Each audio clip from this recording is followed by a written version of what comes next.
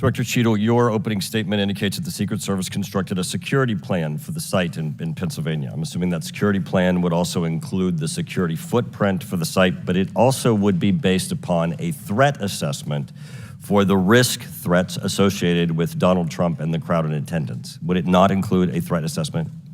Yes, it would. So that threat assessment, as we know, basically would have started with, there's a generalized threat against Donald Trump because he is a presidential candidate.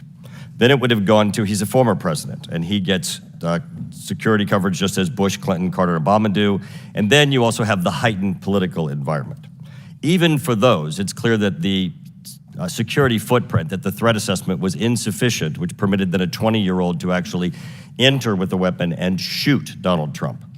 But I want to ask you about two other aspects of the threat assessment. It is known and public that Iran is a threat risk for Donald Trump. They're a threat risk for John Bolton, former Secretary of State Pompeo, and Donald Trump, because they have indicated they want to assassinate them as a result of retaliation for the killing of Soleimani. That is both, for Iran, a generalized threat. They're targeting these individuals, but also most recently, a specific threat to Donald Trump himself. Now, I want to enter into the record by UC a Department of Justice Public Affairs release, a CNN article, an article from Fox News, and an article from CBS, all of which acknowledge without objection to order that this threat exists for Donald Trump from Iran, and that there are specific threats, most recently, that have been acknowledged. Director Cheadle, have you read the intelligence of the generalized threat to Donald Trump by Iran as a result of their desire to retaliate for the killing of Soleimani? I have. Have you read or been briefed about the intelligence of the specific recent threat to Donald Trump from Iran? Yes, I have. Director Wray, when we were getting our briefing, indicated that he thought the threat assessment should have included this threat from Iran. Is it your testimony today that the threat assessment, since you've read this intelligence, was sufficient to protect him from this threat from Iran? My testimony today is that the information that we had at the time was known. Was it sufficient? Director Cheadle, was it sufficient for the Iranian threat that you said you have read the intelligence briefings for? That information was passed to... Well, I'm not asking the bureaucratic issue of who did it get passed around to. Director Cheadle, was it sufficient for the specific and generalized threat to Donald Trump's life from Iran? Yes, I do believe it was. Director Cheadle, is an Iranian assassin more capable than a 20-year-old? Sir, I think we've acknowledged that there was gaps and a failure that day.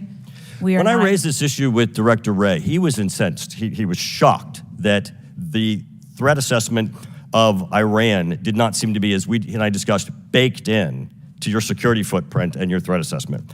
And he went on to say that the generalized threat that he has told the whole country that we are under from a potential terrorist threat. He has said we're under the highest threat level since 9/11, that the lights are flashing red. And he has specifically indicated that people have crossed the southern border as a result of the Biden administration's policy, and that there are in our country today terrorists and individuals who are affiliated with terrorist groups and organizations.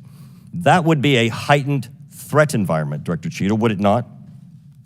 Yes. In his public statements, he has said he is making these statements because he wants people to take them into consideration in threat assessments, specifically. Now, that would be a threat not just to Donald Trump, but it would also be a threat to the crowd there, wouldn't it? Yes. Are ISIS terrorists and Al-Qaeda terrorists and international groups and terrorists more capable than a 20-year-old in pulling off either a mass shooting or an assassination of Donald Trump? Sir, again, there was clearly a breakdown and a failure that day. Have you read the intelligence of the terrorists that are currently in the United States that Director Wray speaks, and those individuals that are here that are affiliated with terrorist groups and organizations that are in the process, as Director Wray said, of representing a significant threat of a terrorist attack occurring in the United States? I have read reports that apply specifically to the Secret Service's mission.